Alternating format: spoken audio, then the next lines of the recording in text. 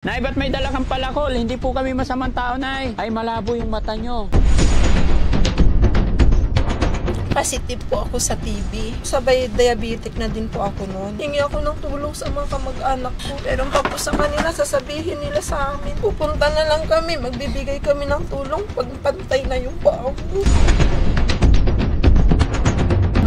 Naka-confine po ako. 15 days ako nasa hospital, Bulingit. Walang araw, Daddy Frankie, naiyak ako ng iyak.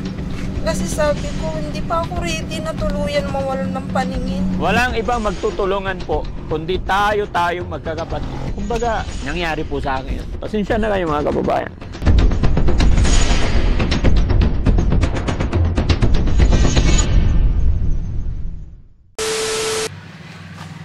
Tao po. Tao po. Nay? Magandang hapon po. Ay, magandang hapon.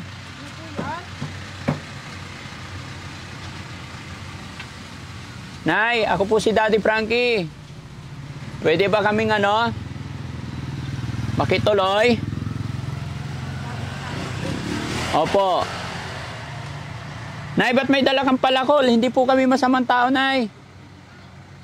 Wala po kasi akong kasama dito. Sino po kayo? Ay, wala kayong kasama?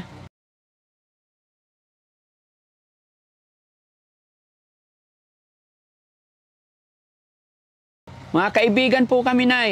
Hindi po kami masamang tao.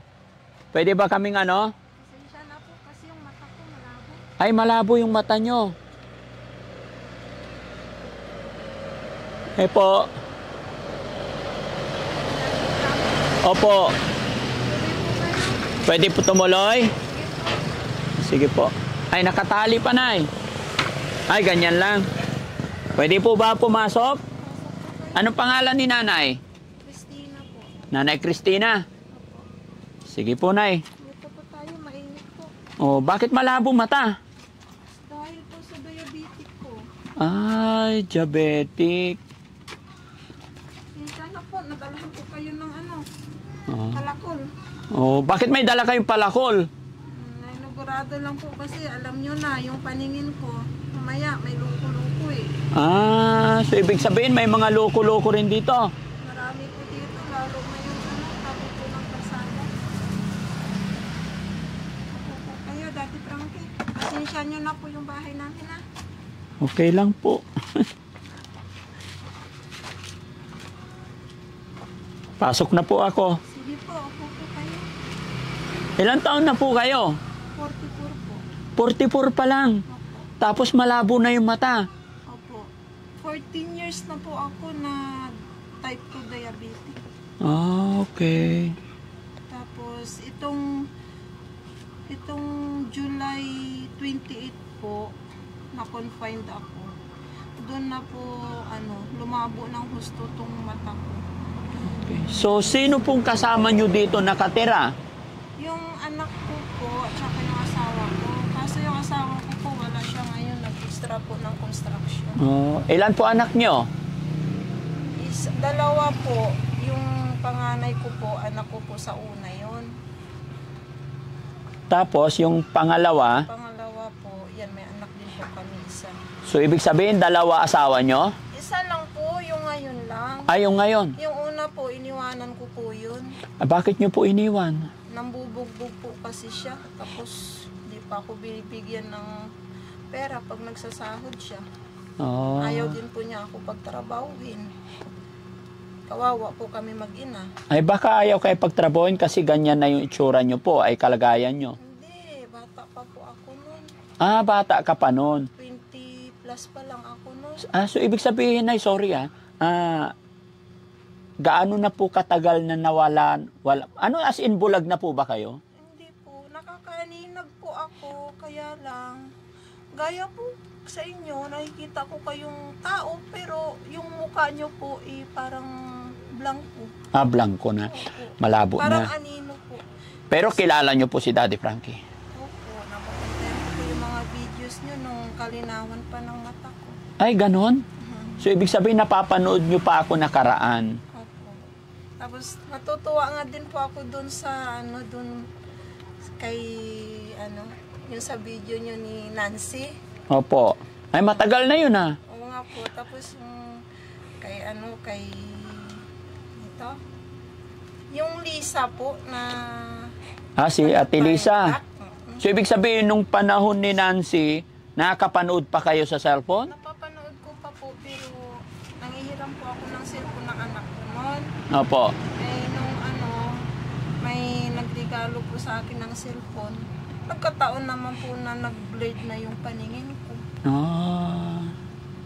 Pero minsan po pag pinapa-operate ko po sa asawa ko o yung anak ko, Opo. yung cellphone.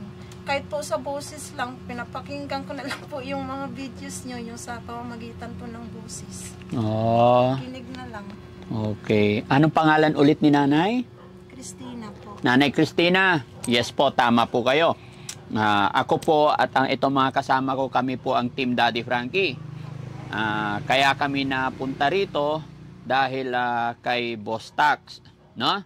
So yun mga kababayan, mga kabarangay, isang mapagpalang hapon po sa atin lahat. Kumusta po kayo? Sana po ay nasa mabuti kayong kalagayan mga kababayan, mga kabarangay. Saan man po kayo naroroon, doble-doble ingat po tayo. At sa panahon na ito mga kababayan, lagi po tayo magdasal.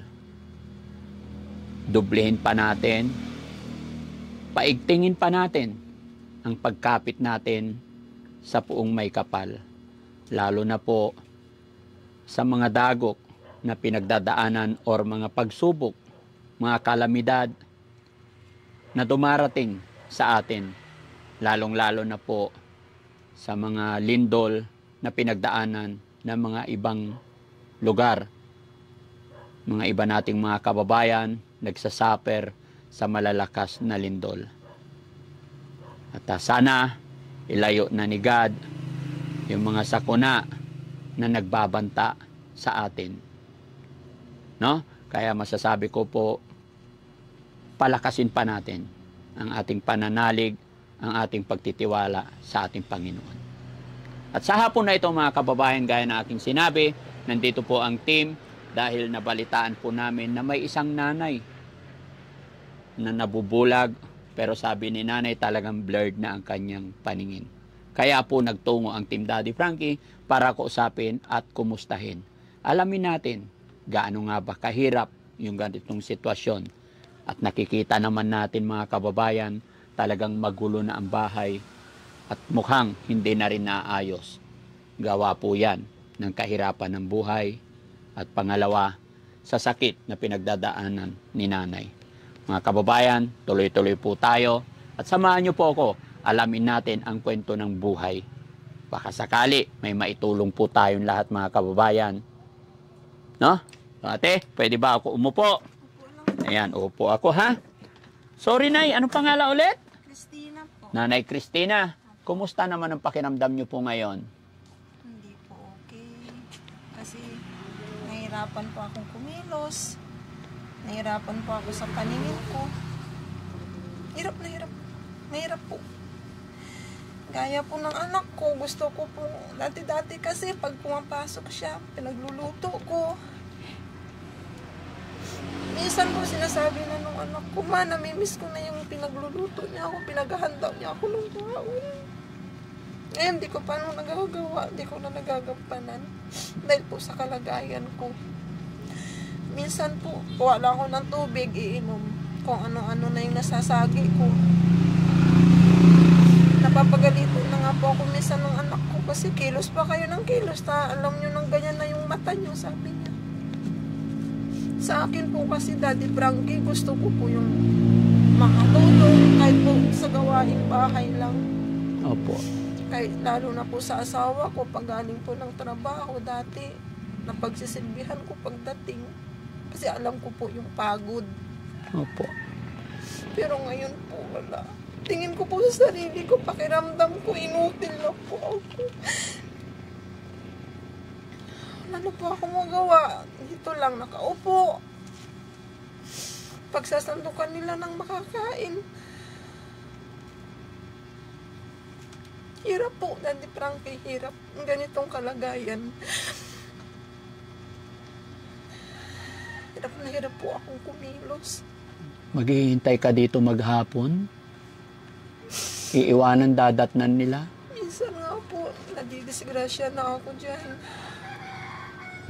Kaganda pasa-pasa na ako. Kukuha ako, kakapa-kapa ako. Kuha ako ng makakain ko dyan sa lamesa. Nauuntog na ako. Ilang taon na po ba yung mga anak niyo? Yung panganay ko po, yung anak ko po sa una, 20 na. Magti-21 po siya nitong October 27. Opo. Pero wala po nga po siya dito. Nasa Iloilo po yun. Bakit siya nandoon? Doon po kasi yung girlfriend niya. Tapos, parang Magsama na? na din po doon. Opo. Nagsasama na sila ng girlfriend niya. Parang naglilibin po sila. Anak Pero niyo po ba? Lalaki, babae? lalaki. Lalaki. Tapos yung anak ko po sa pangalawa, 13 anyos pa lang po, grade 8 po siya. Dalawa lang anak niyo. Opo. Mga kapatid niyo po? Wala po. Halos, sa madaling salita, Daddy Frankie, halos itinakwil na po ako ng mga sa side ko. Bakit naman ganun? Wala po nang ganito na yung nangyari sa akin. Ilang beses po ako pabalik-balik ng hospital. Gaya itong taon na 2025. 2 beses po akong na-confine. Pabalik-balik po ng hospital kasi bababa, tataas yung lagnat ko. Tapos, hingi ako ng tulong sa mga kamag-anak ko. Sabihin nila, wala. Bakit di magtrabaho yung asawa mo? Hindi yung aasa sa amin. Isang beses lang naman po kami humihingi ng tulong sa kanila. Meron pa po sa kanila, sasabihin nila sa amin. Pupunta na lang kami, magbibigay kami ng tulong pag pantay na yung paa mo. Ay, ba't ganun? Ang sakit po. Sabi nila, pag nasa kabaong mo ako. Ang sakit po nun, Daddy Frankie. Opo. Kaya sabi ko po sa asawa at anak ko, ano man po mangyari sa akin, huwag na nila ipaalam. Sakit po nang nararamdaman po sa mga ginagawa nila, sa mga sinasabi nila. Sabihin po nila, nagdadrama ako, nag-iinarte ako. Kasi hindi po nila nakikita. Hindi po nila alam yung nangyayari sa akin, sa buhay ko. Buti pa nga po yung ibang tao dito sa barangay ng asawa ko. Kahit po di ko sila kadugo, hindi ko sila kano-ano, nagbibigay po sila ng tulong sa akin. Ilan po ba kayong magkakapatid? Bali, 3 po. Nasaan yung mga kapatid mo? Yung 2, nasa Laguna po sila. May mga pamilya na din po. Nanay, tatay niyo po? Patay na po, ulilang lubos na po kami. Yung mister ko po, ulilang lubos na din po sila. So talagang tiis ka talaga dito? Tiis po talaga. Pero nakausap mo na ba yung mga kapatid mo kahit sa telepono para na ipaliwanag yung... Video call po, ginagawa ng mister ko. Opo. Mismong nasa hospital po ako, Daddy Frankie. Naka-confine po ako. 15 days akong nasa hospital, Bulingit. Opo. Ayaw nila maniwala. Sabi nga po nila, nagdadrama lang daw po ako. Sabi ko, huwag na natin ipilit kung ayaw nila. Kasi Opo. doon sa salitang binitawan nila na pupuntahan nila ako pag nakita nilang nasa kabaong na ako. Okay na ako. Kahit di na nila ako tulungan, okay na. Sakit po kasi yung salita na binibitawan nila. Sa tingin mo, ate, bakit sila napagbitaw ng ganun? May nagawa ka bang hindi maganda sa kanila? Ang totoo po kasi niyan, year 2019, nag-positive po ako sa TB. Ngayon po, sabay diabetic na din po ako noon. Yun nga po, pabalik-balik ako ng hospital. Nagkataon naman po na nag-aagaw buhay na yung mama ko. Diba parang oras na nila. Opo. Hanggang sa nawala na sila sa mundo. Pilit nila ako pinapauwi. Ang sabi ko po, may sakit din ako. Hirap akong makabiyahe. Tapos parang pandemic na din po ata nun. Oo. So ang hirap po ng biyahe nun. Hindi po nila ako naintindihan kasi daw wala akong kwentang anak, ganon. Kasi yung mama ko po kasi lang ang nakakaintindi sa akin nung buhay pa sila. Palagi niya kasi sinasabi sa akin, okay lang nak, malayo ka sa akin kasi alam ko survivor ka, matapang ka. Yung isang kapatid ko po kasi, hindi, alos di po niya kayang mabuhay pag wala sa poder ng mother ko. Yun po, nung time na nawala po yung nanay namin, yun po yung pinakamasakit sa akin kasi hindi ako nakauwi. Tapos ganun pa po yung iniisip nila sa akin. Yun po yung dahilan kung bakit nagtanim sila ng galit sa akin. So parang nagtampo sila sa'yo, nagtanim sila ng galit nung hindi ka nakauwi nung nawalan ng hininga ang iyong nanay. Pero sinabi ko naman po sa kanila na ganito yung kalagayan ko. Pinakita ko po, pinicturan ko, sinend ko po sa messenger yung resulta ng sakit ko. Opo. Ayoko nilang maniwala. Hindi talaga sila naniwala. Parang nanaig yung tampo at galit nila sa inyo. Kasi katwiran po ni na Daddy Frankie, magulang mo yan, kaya mong tiisin. Kung hindi ko yan kayang tiisin kasi mama ko yan. Opo. Pero sa kalagayan ko sana pa ako naintindihan din nila. Hanggang sa, ang dami na po nila sinasabi. Hanggang sa maabot na kami ng ganito. Saan lugar po sila? Sana yung mama nyo nung time na namatay siya? Laguna po. Nasa Laguna. Calamba, Laguna. Tapos time na pandemic pa. Yes po. Kaya nagtampo na sila until now. Opo, di po ba nung pandemic, ang hirap po magbiyahe. Ang daming, kwa-quarantine. Opo. Ang higpit. May mga gate pass pa bawat lugar. Yun po. Ay lalo ako sa kondisyon ko po noon. Lungs po yung ko, tapos diabetic ako. Halos ayaw din po akong palabasin ng doktor ko noon. Kasi kasagsagan po na naggagamot pa ako. 9 months pa akong naggamot noon eh. Kaya ang hirap po, ang hirap. Ang bigat po sa dibdib. Ang daming problema. Minsan, mag-isa ako dito. Pinupuntahan ako ng pinsan ng asawa ko. Halos walang araw, Daddy Frankie, na iyak ako ng iyak. Kasi sabi ko, hindi pa ako ready na tuluyan mawalan ng paningin. Opo. Hirap po kasi. Marami pa akong pangarap sa buhay, lalo na sa anak ko.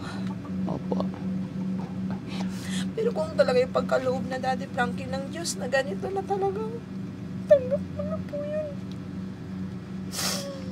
Minsan naisip ko nga din po, pumasok sa isip ko magbigti, magpakamatay. Wag. Kasi sobrang bigat po eh. Opo. Sakit. Lalo pa ganito, araw-araw ka na halos wala ka pakinabang. Mag-aantay ka lang na abutan ka ng makakain, abutan ka ng maiinom. Ate, Nay, wag mo pong isipin na wala kang pakinabang. Nararamdaman po kita, nararamdaman ko yung bigat na dinadala mo, na may karamdaman ka na doble-doble. Gaya ng sinabi mo, tanggap mo kung yun talaga ang gusto or plan ni God, pero alam kong mabigat pa rin yung nararamdaman mo dahil may mga kapatid ka na pagdaingan, pagsumbungan ng nararamdaman, pero hindi mo magawa dahil ultimo pati sila na sila yung dapat magpalakas sa'yo ay mayroon kayong hindi na pagkakaunawaan. Pero Nay, huwag ka pong mawala ng pag-asa. Alam po ni God lahat ng paghihirap mo. Ipag-pray mo lang bago matapos ang lahat. Magdasal ka lang na sana maintindihan ka ng mga kapatid mo. Maunawaan nila at malaman nila yung totoo mong nararamdaman at totoo mong pinagdaraanan ngayon. Dahil walang kasing sarap sa pakiramdam kung wala tayong kagalit at kung may kakampi tayo. Kahit gaano karami or kabigat yung mga problema natin, kung ang pamilya natin, kapatid natin especially, ay ginagabayan, ay lalo tayong lumalakas, di ba? Pero ano't ano man, gaya ng ating sinabi, huwag kang mag-isip ng hindi maganda dahil nandyan ang dalawa mong anak, nandyan ang iyong asawa. No? Kumusta naman pag-alaga sa'yo ng asawa mo? Okay naman po. Kaya nga po, alas di siya makaalis. Kung di lang po yung ganito nangyari sa akin, diretso po yung trabaho niya. Kaso, mula nung ganito po yung nangyari, na halos di ako makakita ng maayos. Hindi na po siya nakakapagtrabaho. Kaya lang, pa-extra lang siya. Sa isang linggo, 2 beses. Kaya dito kayo nakatira mag-asawa? Dito po. Sa papag na yan? Opo. Kasi yung taas namin, wala na yan, di ba? Oo, sira-sira na mga kababayan yung bahay talaga nila. Yun yung sinabi ko po. Nung binaha nga po kami dito, nakaupo lang kami. Kasi kunting tubig lang po dito. Kasi ilog na po yung likod niyan eh. Ilog dito sa Kaya likuran. kunting ulan, malakas ang ulan, tubig na po. Opo. Laban lang tayo, Nay, ha? Huwag kang mawalan ng pag-asa. Anong pangalan ng asawa niyo po? Rick po, Rick Valerio. So, nung nagsama kayo, binata rin siya. Opo. Wala siyang anak. Wala po. Maswerte ka po, Nay, kasi mabait yung asawa mo sa kalagayan mo, hindi ka niya iniiwan. Nakait po talaga. Siya lang po yung nagpapalakas ng loob ko na laban lang tayo, kaya natin po. Walang pagsubok na ibibigay si God sa atin kundi natin malalampasan, sabi niya po. Tama. At saka, Kaya kahit pa paano po, Daddy Frankie, lumalakas din yung loob ko dahil sa asawa ko. tsaka nandyan yung dalawa niyong anak, no? Wag na wag tayo mawala ng pag-asa. Nay, naka-video po tayo. Po? Naka-video po. Nandyan po, 2 camera ko. I-upload namin sa YouTube tsaka Facebook. Okay lang po ba? Okay lang po, Daddy Okay Frankie. lang. Mapapanood po ito ng asawa niyo po. Sa kabutihan ng inyong asawa, after all ng kalagayan ninyo, hindi ka iniiwanan at hindi ka pinapabayaan. Nagtatrabaho para may pangkain, pambili ng gamot. Ano ang mensahe mo sa kanya? Kay Tatay Rick. Papasalamat po ako sa asawa ko kasi sa kabila po ng lahat na hirap na pinagdadaanan namin, lalong-lalo na po sa akin. Sobrang hirap na po, dami na pong hirap niya, dami ng sakripisyo na ginagawa niya sa akin. Malampasan lang namin itong pagsubok na to. Papasalamat ako sa kanya kahit papano hindi siya sumusuko. Siya yung naging tanging lakas ko para lumaban pa sa buhay, alang-alang sa mga anak ko. Salamat sa Panginoon. Sa 2 niyong anak po, lalong-lalo na yun nasa Iloilo. Ayun, sa anak kong si Angelo, salamat sa iyo, nak, kasi alam ko na pinapaaral mo yung sarili mo. Nag-aals po kasi siya. Tumigil ka dahil sabi mo nga, may pagkakataon ka pa na mag-ALS uli. Unahin mo muna ako. Salamat na ng marami sa'yo. So ibig sabihin kahit malayo yung anak nyo, pinapadalahan po kayo? Opo. Okay. Ano po yun, di rin po kalakihan yung sahod niya, pero inuuna niya pa rin po pag sinabi kong wala na akong pambili ng insulin. Kasi nag-i-insulin na po ako, Daddy Frankie, pang-inject. Gagawa po siya ng paraan, pero pag wala po talaga, hingi po siya ng pasensya. Pasensya ka naman, wala talaga akong maibibigay, gano'n. Sa bunso kong anak, salamat na sa May, kahit pasaway ka minsan. Ginagabayan mo din ako na magkikilos. Sa lahat ng problema na talagang pamilya ang makakatulong sa atin pag oras talaga ng kagipitan, no? Kaya wag po kayong mag-alala. Hindi po ibibigay ni God ang problemang yan kung hindi kaya. At ano't ano man po ang mangyayari, may mas magandang plan si God. No? At panalangin ko, Nay, na bago mahuli ang lahat, sana magkabati-bati kayo ng inyong kapatid, no? Tay, may dala akong bigas. Pahingi isang sakong bigas, guys. Thank you po. Thank you po. Oo. Sana makatulong po sa inyo. Malaking tulong na po. Kahit papaano, para hindi nabibilhin ng asawa nyo. Opo. At ulam na lang ang poproblemahin. Kakaumpisa lang din po niya kanina. Nakakaumpisa lang. In-extra lang po siya. Gaano po kahirap yung ganyan na yung bulag? Dati naman hindi, tapos ganyan. Gaano kahirap? Ang laki po ng pagbabago, Daddy Frankie. Ang laki ng pagbabago. Kagaya nga po nasabi ko kanina, parang wala na akong silbi, ganun. Ang bigat-bigat po sa pakiramdam na kahit tubig lang, halos di ko magawang kuwain. Dito nakaupo lang pag nandito yung anak ko. Tatawagin ko kay anak ko. Kaya ngayon mag-isa lang po ako. Ayan. May nakaredy na akong Tubig. iniiwanan na nila ako ng tubig. Parang di na ako tatayo. Mahirap po talaga. Mahirap. Sige bro, papasok. Lagay dito. Sa tabi ni nanay. Hindi man niya makita maigi pero mararamdaman niya yan. Thank you po. Ayan, no? Thank you. Oo. 25 kilos po yan para hindi nabibilhin. Opo. No? At magbibigay pa ako ng nay, pambili mong gamot.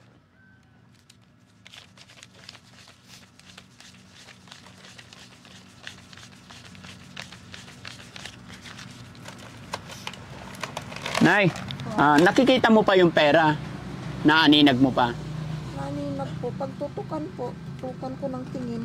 Naaninag pa? Opo. Nay, kamay mo po. Bilangin natin.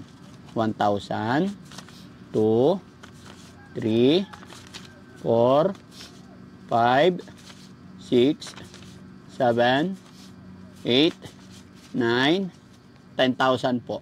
Ay, thank you po, Daddy Frankie. Malaking tulong po ito sa amin. Yung gamot ko, tapos may papatingin ko na po yung request ng doktor ko sa mata. Thank you po. Thank you, Lord. Gabayan ng Panginoon, ikaw, na sana makakita ka pa ulit, Nay. Hiling ko po, Nay, na sana maintindihan ka ng iyong mga kapatid. Ipag-pray natin yan. Thank you po. 3 lang kayo magkakapatid, di ba? Opo, puro babae po kami. O yun naman pala, puro babae. Alam ko, pag nagkausap-usap kayo, maintindihan ka nila. At, Nay, samantalahin na natin ang pagkakataon na to na nakabidyo kami. Kausapin mo yung 2 mong kapatid. Alam ko, mabuti kang tao. So kung ano yung nararamdaman mo, yung nararamdaman din nila. Yung dugo dumadaloy sa iyong katawan, ganun din sa kanila. Ipaliwanag mo ang lahat mula noong nagka-TB ka up to now. Alam ko na, walang imposible. Pag narinig nila ito, maintindihan ka nila. Sige po, Nay. Banggitin mo yung mga pangalan nila. Doon sa 2 kapatid ko, kay Grace Magno, sana tol, dumating yung panahon na magkakausap-usap tayo ng personal. Lalo na sa'yo, Casey. Gustong-gusto ko na magkakaharap-harap tayong 3.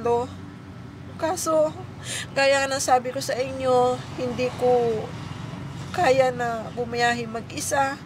Wala akong sapat na pamasahe papunta sa inyo. At sana mapatawad nyo na ako. Dahil sa naging kalagayan ko, unang-una pa lang nagka-diferensya ako sa baga. Hanggang sa tumaas na ng tumaas, lumala na yung diabetic ko. Hanggang sa ngayon, alam nyo, nahirap na ako maglakad. Hirap na din lalo yung paningin ko. Sana mapatawad nyo na ako. Yun ang tangi kong hiling. Magkaharap-harap tayo, magkakausap tayo para magkaayos na tayong 3. Sana dumating yung panahon na mapatawad nyo ako. Bago pa man kung ano yung mangyari na hindi maganda. Gusto ko habang nakapagsalita pa ako, habang buhay pa ako, habang medyo malakas pa ako, magkakaharap tayong tatlo, magkakausap at maging maayos. Sana naintindihan yun din yung kalagayan ko. Ang bigat kasi, Daddy Frankie, na Opo. tinuturing, alam mong may mga kapatid ka, pero nagmamatigas sila sa'yo. Ilang beses na ako nakiusap sa kanila. Ramdam kita, Nay. Nangyari din po sa akin yan. Pero mula nung nagkabati-bati kami, napakagaan sa pakiramdam, napakasarap. Kaya nararamdaman po kita. Laban lang, Nay. No? Nararamdaman po kita. Mga kababayan, no? Mga kapatid, walang ibang magtutulungan po, kundi tayo magkakapatid. Kung ano po ang pinagdadaanan ni nanay, mas doble ang sakit sa kanya. Dahil hindi na sila nagkakaintindihan magkakapatid, tapos may malubha pa siyang sakit at hindi pa siya totally nakakita. Kumbaga, sobra. Kaya tayong mga kapatid, lagi sana tayong mag-unawaan. Magtulungan. Gaya na aking sinabi. No? Pasensya na kayo mga kababayan. Kumbaga, nangyari po sa akin yun. Napakasarap talaga mga kababayan pag lahat tayong magkakapatid sa mga magulang natin. Masarap at nagkakaunawaan tayong lahat, nagtutulungan tayo. Nay, wag ka pong mawala ng pag-asa. Ipag-pray mo lang po. Gaya ng aking sinabi, may malambot kang puso, hindi pwedeng hindi ganun din ang iyong mga kapatid. Darating yung panahon, maintindihan at maunawaan ka nila. Mag-sorry ka lang sa kanila, taos pusong hingi ka ng tawad kung mayroon ka nagawang pagkakamali para maintindihan nila. No? At sa inyo mga kapatid, wag sana nating hintayin mahuli pa. Wag sana tayong umabot sa puntong patatawarin natin yung isang tao kung hindi na tayo naririnig. Kaya nang sabi ni nanay, habang nakapag-usap pa, habang nakapagsalita pa, ay magkapatawaran. At narinig ko rin mga kapatid na humihingi siya ng sorry habang may panahon pa mga kababayan. Mawawala na ng silbi yung pag-aabot natin ng mga anumang tulong, anumang pagmamahal kung sila'y nakalagay na sa isang kahon. Wala na pong saysay yun. Kaya habang nandyan pa sila, habang nararamdaman pa nila tayo, paramdam natin ang ating pagmamahal, huwag nating ipagkait ang paghingi ng sorry. Nay, gaya ng aking sinabi, pasensya na, pati ako naiyak. Nay, sana nakatulong ang Team Daddy Frankie sa inyo sa araw na ito. Malaking tulong po ito. Thank you, Lord. Yes. Thank you kay God. Pamagitan po ni Lord, ginamit po niya kayo. Opo. Mapunta kayo sa akin at matulungan niyo po ako. Amen. No? Salamat talaga, Lord. Isang kapatid na naman ang ating natulungan. Maraming salamat muli sa inyong mga kababayan. Ito po ang paulit-ulit at hindi po ako magsasawa magpasalamat sa inyong lahat. Dahil nakatulong na naman tayo na pag-abot tayo ng kaunting tulong pinansyal, kaunting bigas. Yan, bigas na yan ay blessing po yan na natanggap ng team, kaya ibinabahagi ko rin sa ating mga kababayan. Sa pinansyal naman, ay dahil po yan sa panunood at pagsuporta nyo sa akin, sa pag-share ninyo ng mga upload videos natin, kaya tuloy-tuloy na pag-abot tayo ng tulong. Kaya mga kababayan, lagi po papaalala si Daddy Frankie, doble ingat at palakasin pa natin ang kapit natin kay God para ilayo tayo sa anumang kapahamakan, anumang disgrasya. Shoutout po sa lahat ng mga kababayan natin dyan, nasa ibang bansa, mga kababayan natin OFW. Saan man po kayo naroroon, dito sa Pilipinas, Luzon, Visayas, Mindanao, lahat-lahat po kayo. Mahal na mahal ko po kayong lahat, mag-iingat po kayo. Ganon din sa mga nandyan sa premiere, maraming salamat. Mga kabayan, kung naibigan at nagustuhan mo ang programa ni Daddy Frankie, baka pwede po akong maglambing, i-share natin ang video nito. Nay, kami po hindi na masyadong magtatagal. No? Ingatan mo po yung pera mo. Sana mapagpa-check up ka ulit para maibsan yung kalungkutan, yung panlalabo. Ano yung mga yan? Ito po yung pangalawang request. Tapos ito po yung una na pinagawa na. Ito po yung resulta. Yan. 90/30/25. October. Ngayon po mapapagawa ko. Oo. So ibig sabihin, sakto kasi may pera kang natanggap ngayon. Malaking tulong. Itong blessing po na dumating sa akin ngayon sa araw na ito. Okay. Kayo po ang napadala ni God dito para po Salamat kay God. ito. Nay, inaasahan mo ba na makakarating si Daddy Frankie dito? Hindi po ako. Dahil may Panginoon buhay. Kaya yung mga bagay-bagay na hindi natin inaasahan, pag si God ang gumawa ng paraan, walang imposible. Hindi ko po talaga inaasahan. Yes po. Kasi po, sa totoo lang po, ang nasa isip ko po kasi, lalo pag mga kagaya niyo po na malalaking vlogger, Opo. mga big vlogger na, sabi ko, malabo akong mapuntahan, malabo akong makahingi ng tulong kasi malayo. Makakaku kung yung mga malalapit lang sa kanila, yung nararating nila. Pero nung nababantayan ko po, napapanood ko yung mga videos nyo, kung saan-saan palang mga lugar yung nararating nyo. Kaya, nagpe-pray pa ako noon na sana, Lord, sa isang araw, maligaw si Daddy Frankie o Team Daddy Frankie dito sa lugar namin. At ito na nga po, natupad po yun. Salamat sa Panginoon. Hindi ko po talaga in-expect to Daddy Frankie. Salamat. Bukas na bukas po, magpapaano na ako. Yes, huwag mawala ng pag-asa. At loobin sana ng Panginoon na makabalik pa sana ang Team Daddy Frankie para matulungan ka pa namin. Masaya po ako na makakita ka muli. Sana po, huwag tayong mawala ng pag-asa, mag-pray lang tayo. Yan mga kababayan, mga kabarangay. Bukas po ang pintuan ng Daddy Frankie sa mga gustong magpaabot ng tulong para kay nanay. May Gcash po ako dyan mga kababayan. Comment nyo lang na para kay nanay para maiparating namin agad. Sa mga may mabubuting kalooban lang po, sa mga may extra, may sobra. Kahit 20-20 lang mga kababayan. Maraming salamat. Nay, bigyan kita ng konting pagkakataon para manawagan sa ating mga kababayan. Sa mga nakakapanood ng video na ito, sa Team Daddy Frankie, nananawagan po ako na sino man po sa mga may kaya o sa mga may magagandang puso, kahit po maliit lang na halaga, kung pinag-ipon po yan, pinagsama-sama, malaking tulong at malaking bagay na po yan para sa akin. Gusto ko lang po kasi na makakita uli ng maayos. Kaso lang po wala akong sapat na kakayahan na magpagamot. Kaya, sino man po sa inyo ang may magandang puso, yung bukal po sa loob nyo, tatanggapin ko po. Basta po galing sa inyo, galing sa puso nyo. Maraming salamat po. Thank you so much mga kababayan. Maraming salamat po. God bless po.